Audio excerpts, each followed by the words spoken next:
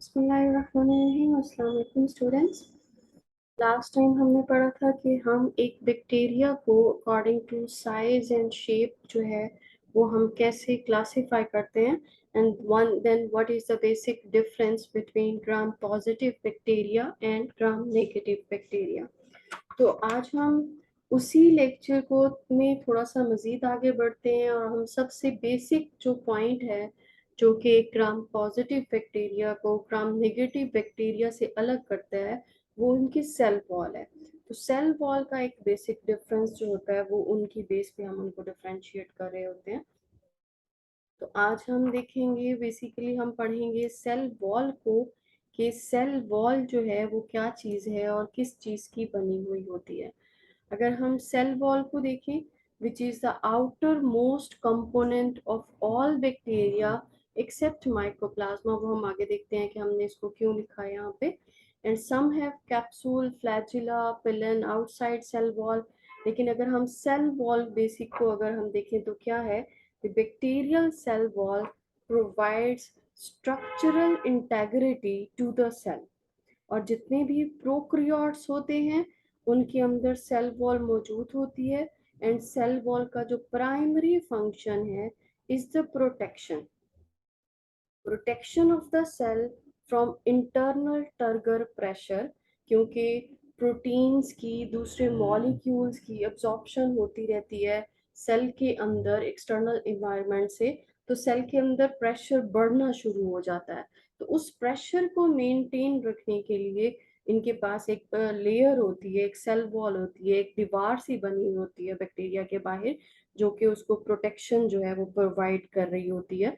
और ये cell wall है जिसकी बेस पे जैसे अभी हमने कहा कि ग्राम पॉजिटिव को हम डिफरेंशिएट करते हैं ग्राम नेगेटिव के साथ।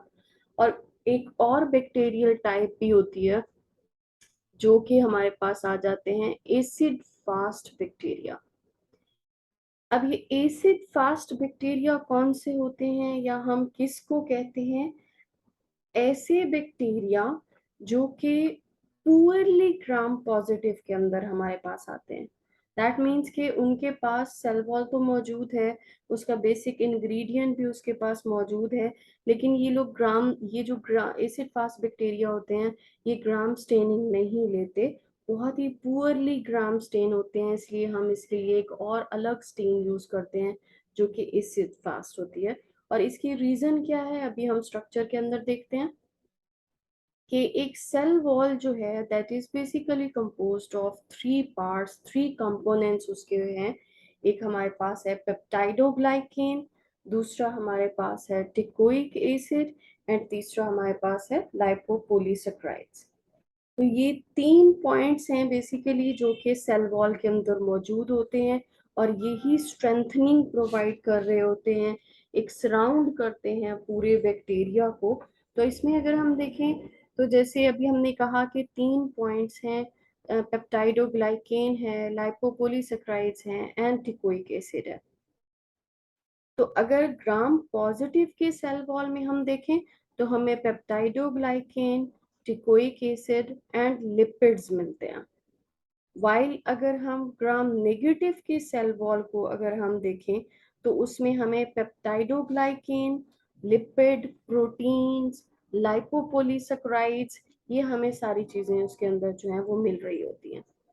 तो इसके बेस पे अगर हम देखें तो फर्स्ट पॉइंट जो कि है हमारे पास जो सबसे इम्पोर्टेंट है एक सेल वॉल के अंदर, बैक्टीरियल सेल वॉल के अंदर, that is peptidoglycan which is porous in nature. Peptidoglycan जो है वो पोरस इन नेचर है and things pass with little difficulty, क्योंकि बहुत छोटे छोटे से इसके अंदर पोर्स होते हैं क्योंकि इसके अंदर क्रॉस लिंक्ड पॉलीमर्स जो हैं वो मौजूद होते हैं जो कि स्ट्रेंथनिंग प्रोवाइड करते हैं इसको। इसके अंदर अगर हम देखें तो पेप्टाइडोग्लाइकेन जैसे अभी हमने कहा कि हमारे पास फर्स्ट पॉइंट है, इसके लिए हम ग्लाइकेन का जो वर्ड है वो शुगर के लिए म्यूरिन म्यूकोपेप्टाइड्स इसके अंदर मौजूद होते हैं। And peptidoglycan counteract as osmotic pressure of the cytoplasm and is also involved in the binary fusion. It is a complex structure interwoven network surrounds the entire cell of bacteria. Single covalently linked macromolecules होते हैं, found only in bacterial cell wall. They provide rigid support, maintains the shape of the cell, and to withstand the low osmotic pressure, so that के वो environmental changes को जो है वो bear कर सके. तो इस पेप्टाइडोग्लाइकेन को अगर हम देखें, जैसे अभी हमने कहा कि it is used for the determination of the cell shape. Peptidoglycan जो है हमारे पास, तो डिटर्मिनेशन ऑफ सेल शेप के लिए हम इसको यूज कर रहे होते हैं. अभी हमने इसके डिफरेंट करेक्टर्स भी देखे. It is a mesh layer outside the plasma membrane, and peptidoglycan is basically composed of three components. कौन कौन से, जैसे कि ग्लाइकेन नाम में जाहिर है कि एक ग्लाइकेन बैकबोन होती है, एक साइड चेन होती है इसके अंदर जिसमें हमारे पास कुछ टेट्रापेप्टाइड्स मौजूद होते हैं, and the peptide cross linkage. So अगर हमसे पूछा जाए कि पेप्टाइडोग्लाइकेन क्या है, किस चीज की बनी हुई होती है, it is composed of three components. Number one glycan backbone, number two tetrapeptide, and number three peptide cross linkage. अब ये कैसे होते हैं, अभी हम देखते हैं कि इसके अंदर एक, जैसे अभी हमने कहा ग्लाइकेन बैकबोन है, दैट मीन्स के कार्बोहाइड्रेट बैकबोन है इसके अंदर.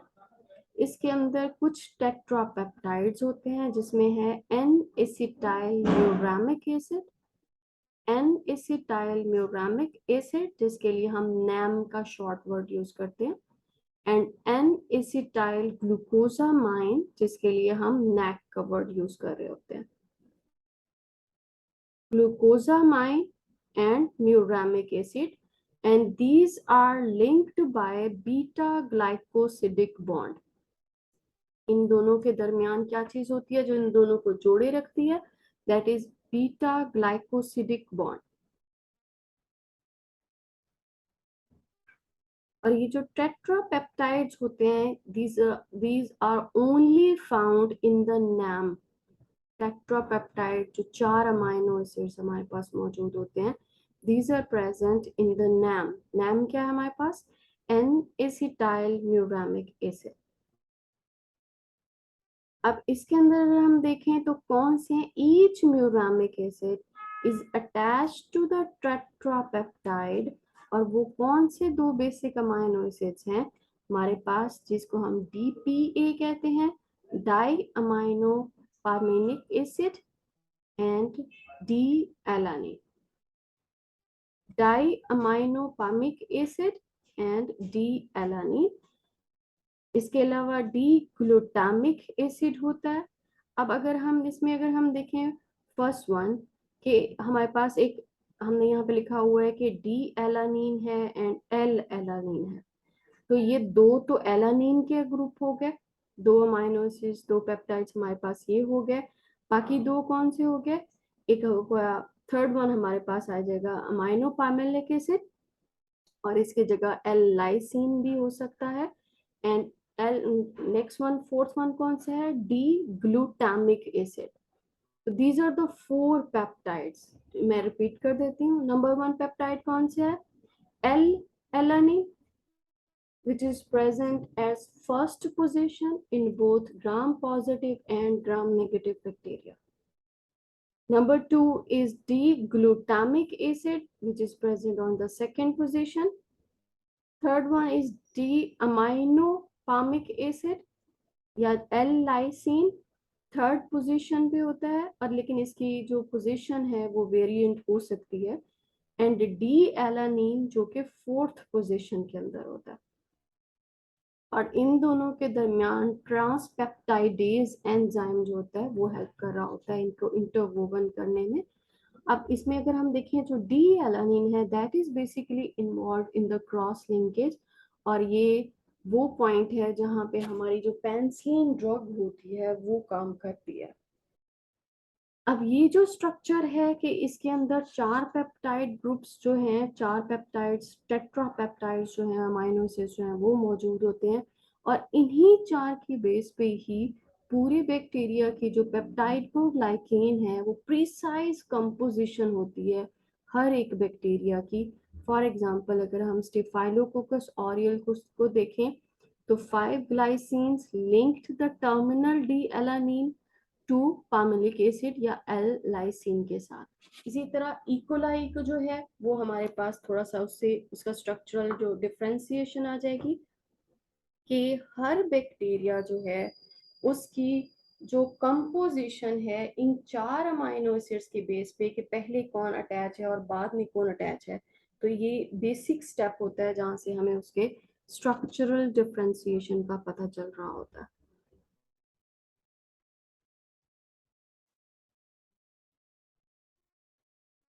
Peptidoglycan which is absent in the human cell. लेकिन अगर हम यहाँ पे देखें peptidoglycan which is the basic target site for the anti bacterial drugs, for example जितने भी हमारे पास पेनिसिलिन है, सेफेलोस्पोरिन है, वेंकोमाइसिन है, they inhibit transpeptidase enzyme which is present in the between the D-palmolic acid and D-alanine, जो भी हमने पीछे देखा।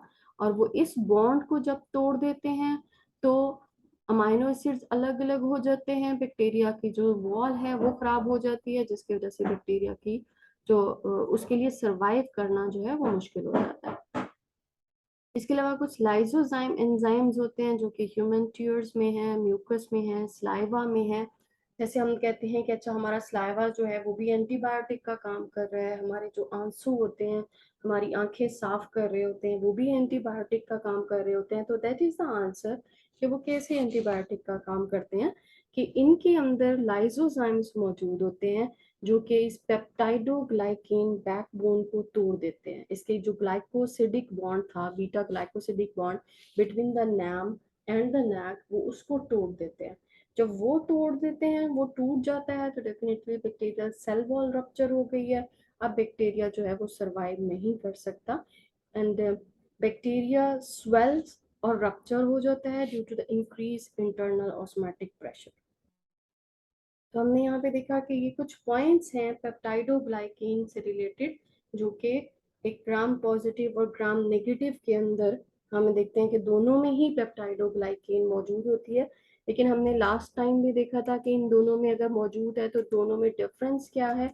दोनों में डिफरेंस सिर्फ इतना है कि ग्राम पॉजिटिव बैक्टीरिया के अंदर अगर हम देखें तो उसकी सेल वॉल में पेप्टाइडोग्लाइकेन की अमाउंट बहुत ज़्यादा है, वाइल अगर हम ग्राम नेगेटिव बैक्टीरिया के अंदर देखें तो पेप्टाइडोग्लाइकेन की अमाउंट बहुत थोड़ी है। और इसी के डिफरेंस में हमारे पास आ जाते हैं एसिड फास्ट बैक्टीरिया, जिसकी अभी हमने थोड़ी देर पहले बात की है। और एसिड फास्ट बैक्टीरिया के अंदर क्या होता है कि इनके अंदर जो maximum amount of mycolic acid जो है वो प्रेजेंट होता है। एक बहुत ही स्टिकी सी लेयर होती है, लिपिड रिच कंटेंट होता है माइकोलिक एसिड का, जो कि रेजिस्ट करता है अल्कोहल को। कि हम ग्राम स्टेनिंग के नॉर्मल प्रोसीजर में जो डीकलराइजेशन का एक स्टेप हम करते हैं तो ये उसको रेजिस्ट कर देता है, इसलिए हम इसको एसिड फास्ट बैक्टीरिया का नाम देते हैं। And is rich with high concentration of lipids which is mycolic acid, और माइकोबैक्टीरिया जो है वो इसके अंदर फॉल करता है। तो यहाँ पे हमारा सेल वॉल का फर्स्ट कंपोनेंट पेप्टाइडोग्लाइकेन एंड हुआ। इंशाल्लाह हम नेक्स्ट लेक्चर में आएंगे पेप्टिकोइक एसिड, इसकी इंपॉर्टेंस क्या है, लाइपोपॉलीसेकेराइड्स की क्या इंपॉर्टेंस है बैक्टीरिया के अंदर। तो देखते रहिए।